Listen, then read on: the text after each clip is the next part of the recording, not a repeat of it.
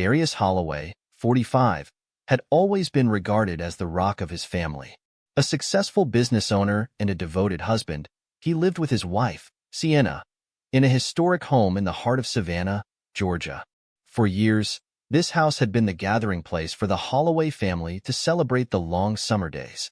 But for Darius' 19-year-old twin nieces, Michaela and Naomi, the house was much more than just the family's center. They had spent every summer there since childhood, and as time went on, their visits became more frequent. Subtle, yet undeniable, tensions began to form between them, their uncle and his wife. On the surface, it looked like the perfect life. But hidden beneath were family secrets that threatened to destroy everything that seemed so stable. Darius couldn't help but notice how much his nieces had changed. Michaela and Naomi were no longer the carefree girls who used to spend their summers by the pool. Now, at 19, their behavior had become provocative. They laughed too loudly, flirted openly, and sunbathed topless, pushing the boundaries of typical family decency. Darius tried to convince himself it was all just innocent fun, but deep down, he knew something wasn't right. Sienna, his wife, had long been aware of Darius' attraction to his nieces. She wasn't naive and had been watching his behavior closely. But instead of confronting the situation, she decided to use it to her advantage. She knew that her silence gave her power.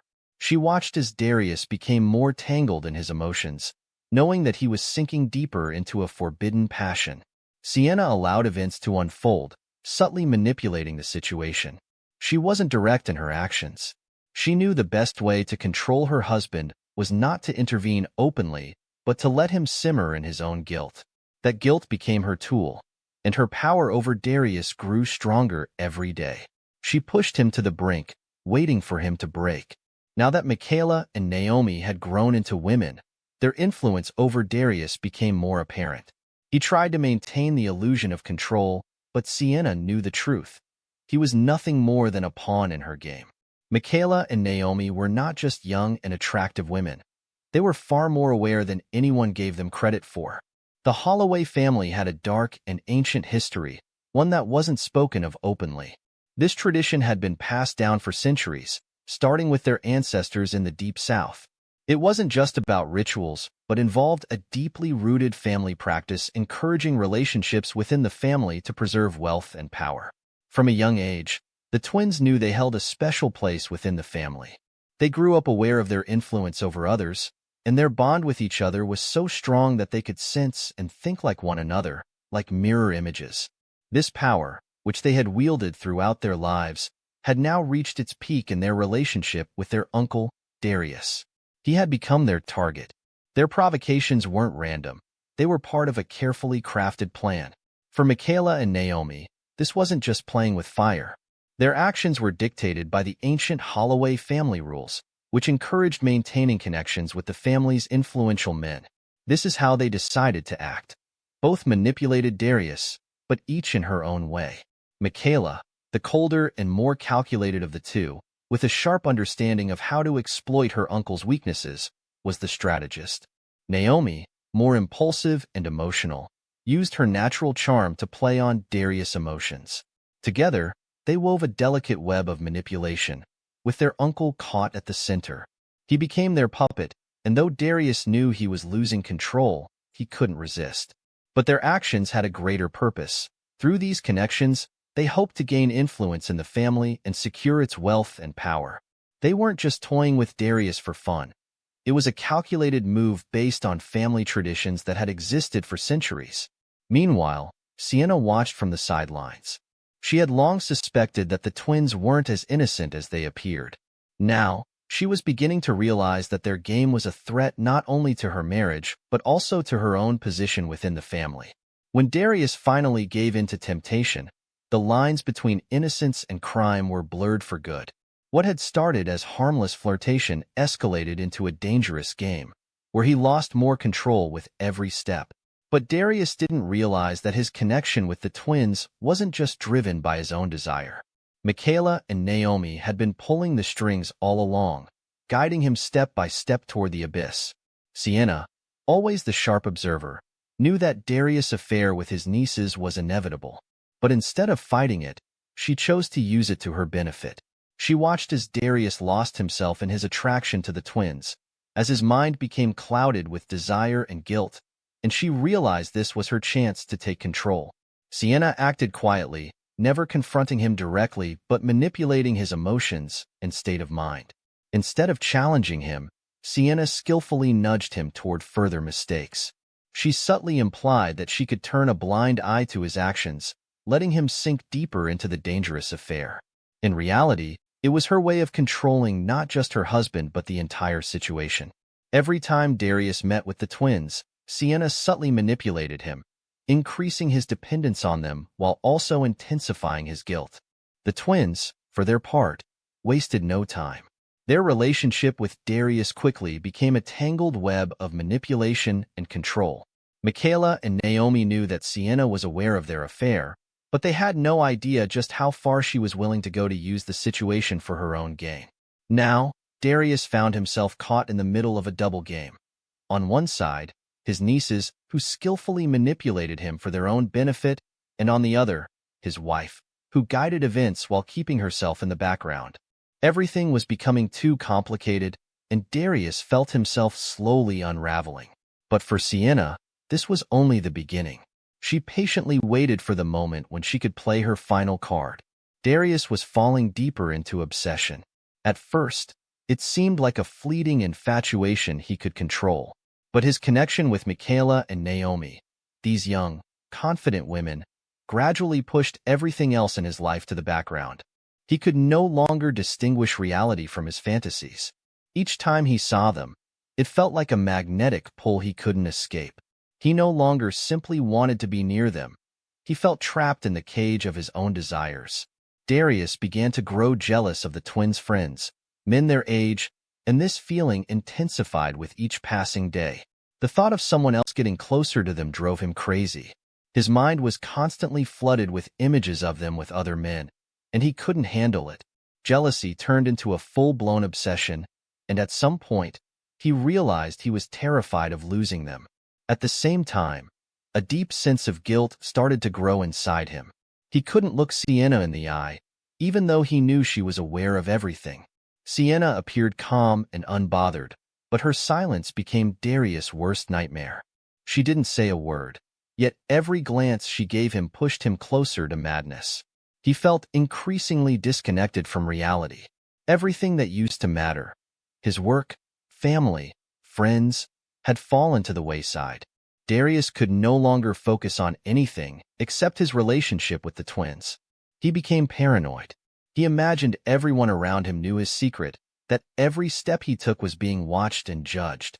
At times, he even began to suspect that the twins and Sienna had conspired to destroy him.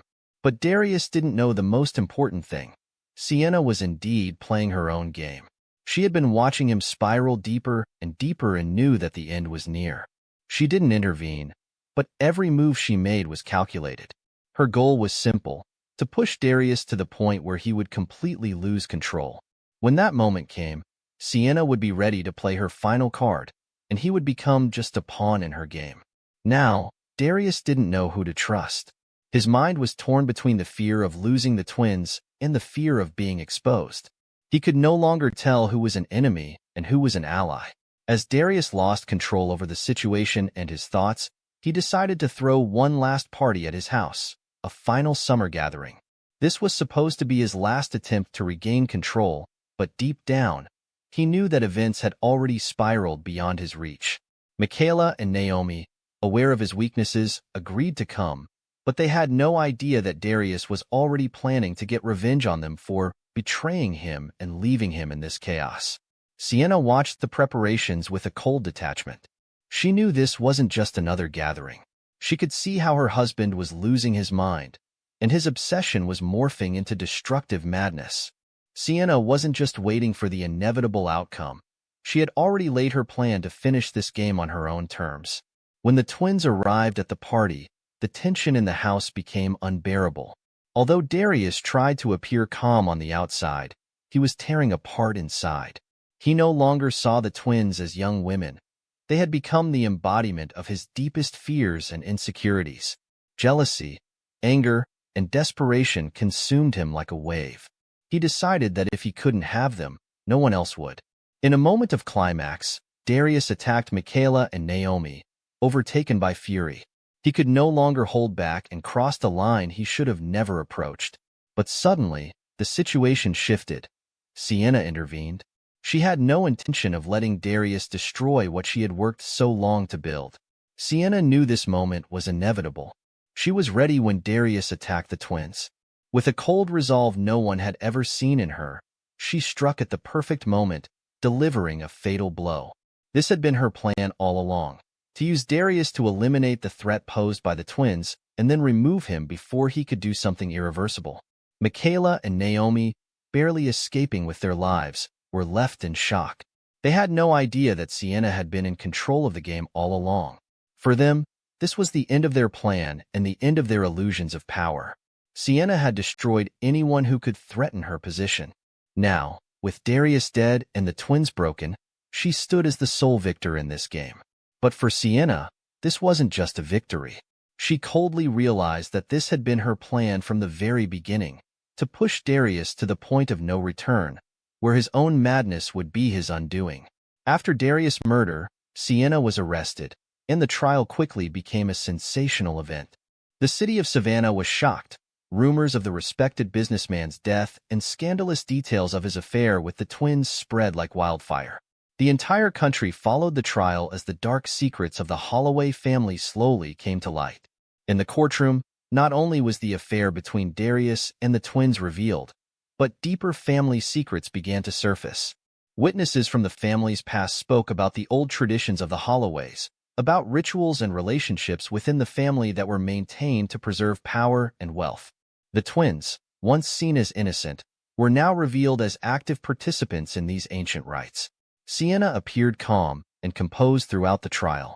She carefully hid her true emotions, allowing her lawyers to build a defense. According to their argument, she had killed her husband in self-defense when he attacked the twins in a fit of rage. This version was convincing to many, as Darius' obsession with the twins had already become public knowledge. However, new evidence soon surfaced, casting doubt on the initial version of events. It was revealed that Sienna had known about her husband's affair long before it became apparent. Moreover, there were hints that she had deliberately driven Darius to madness, patiently watching as he lost control. She had manipulated not only him but also the twins, all as part of her more complex plan. The prosecution argued that Sienna wasn't just an innocent victim or a protector of her nieces. They claimed she had allowed events to unfold to ultimately rid herself of Darius and solidify her power. Prosecutors presented evidence that showed her involvement in manipulating her husband. It turned out that she was well aware of the Holloway family traditions and had used them for her own gain. Michaela and Naomi were also called to testify. They confirmed that Sienna had always known about the relationship between them and Darius. However, their testimony was also scrutinized, as society struggled to understand to what extent they had been participants in the game or victims of manipulation. Their image as young seductresses was now overshadowed by the details of the family's tradition, and the court viewed their actions as part of a larger scheme. The trial caused a public outcry. Many people saw Sienna as a victim who had defended herself from a deranged husband, while others suspected she was a cold-blooded manipulator who had orchestrated the tragic outcome from the start. The courtroom wove facts with speculation, and each new revelation only deepened the mystery. As the trial neared its conclusion, tension in the courtroom reached its peak. The prosecution had presented their version. Sienna had coldly manipulated Darius and the twins to rid herself of her husband and strengthen her power within the family. The defense insisted that Sienna had acted in a moment of panic, defending herself and the twins from a man consumed by obsession. Everyone awaited the verdict, one that would divide public opinion for years to come. When the judge reads the jury's verdict, the courtroom falls into a deathly silence, not guilty by reason of temporary insanity. This means that Sienna will not serve a prison sentence, but will be sent to a psychiatric facility for an indefinite period. The verdict sparks a storm of reactions. Some see her as a victim of a tragic situation, while others view her as a cold-blooded killer who escaped justice. Sienna listens to the verdict calmly. She had long accepted her fate, knowing that this outcome was the best possible scenario for her. Once in the psychiatric hospital, she would be isolated from the outside world, but deep down, she knew she had maintained control until the very end. Outside the courtroom, people continued to debate her fate. Some viewed her as a martyr, others as a manipulator. Michaela and Naomi also leave the courtroom. Their lives will never be the same. They walk free, but the weight of their family's legacy and public judgment hangs heavy over them. Savannah no longer sees them as innocent young women. They are now symbols of a broken and toxic family system that everyone had tried to hide for decades. The trial, which lasted for weeks, has ended, but questions remain. Many wonder, was Sienna truly in a state of temporary insanity, or had she masterfully manipulated the justice system just as she had manipulated her family? Was her calm demeanor throughout the trial a sign of genuine remorse, or was it part of a carefully crafted plan? Months have passed since Sienna was sent to the psychiatric hospital. On the surface, she appears calm and composed. Her days are monotonous. Talks with doctors, therapy sessions, and endless hours of solitary reflection. But inside, a storm of emotions and memories rages. She often thinks back to the day everything spiraled out of control and to the moment she made the decision to kill Darius. Every day in the clinic becomes an opportunity for Sienna to reflect on her role in the tragedy. She increasingly realizes that she was never just a victim of circumstances. In truth, she had always been in control, even when she thought she was losing her grip. Her manipulations had been carefully planned, and she had used the weaknesses of those around her to achieve her goal. She acknowledges that the darkness had always lived within her, and that it ultimately led to the tragic end. Sienna frequently thinks about Michaela and Naomi. She recognizes that the twins were part of the game too. They had manipulated her just as she had manipulated them. Their connections and schemes had become so entangled that, at some point, everyone lost sight of the line between truth and deception. However, Sienna feels no hatred or resentment toward them. Instead, she sees them as extensions of the dark family tradition she had tried so hard to control. Her thoughts often return to the realization that this wasn't just a tragedy. It was the inevitable conclusion of a long-standing family drama that had been unfolding for decades. Now, in isolation, Sienna begins to understand that her actions weren't simply the result of circumstances. They were conscious choices. She relished the power she held over Darius, Michaela, and Naomi. In the clinic, she finally allows herself to admit that she was never a victim. She had been in control from the very beginning. With each passing day, Sienna realizes that her stay in the psychiatric hospital is not a punishment but a kind of freedom. Here, within these sterile walls, she can finally be herself without hiding her true motives. No one judges her, no one expects her to feel remorse. She is free from the pressures and expectations of the outside world. Meanwhile, the Holloway house in Savannah stands empty. No one dares to go near it, even months after the tragedy. The town is shrouded in rumors, but the real truth remains hidden behind the old walls of the house. Locals say the house is now cursed, that a darkness remains within its walls that no one can ever banish. But no one knows all the details. The Holloway family's story remains a mystery, frightening those who dare to speak of it. Sienna closes her eyes in her room. She no longer thinks about the outside world because she knows that true control was always hers. She had always held the strings of this drama. No one will ever know the full truth, and that is her power. Her inner world is now her only sanctuary, and she accepts this with cold tranquility.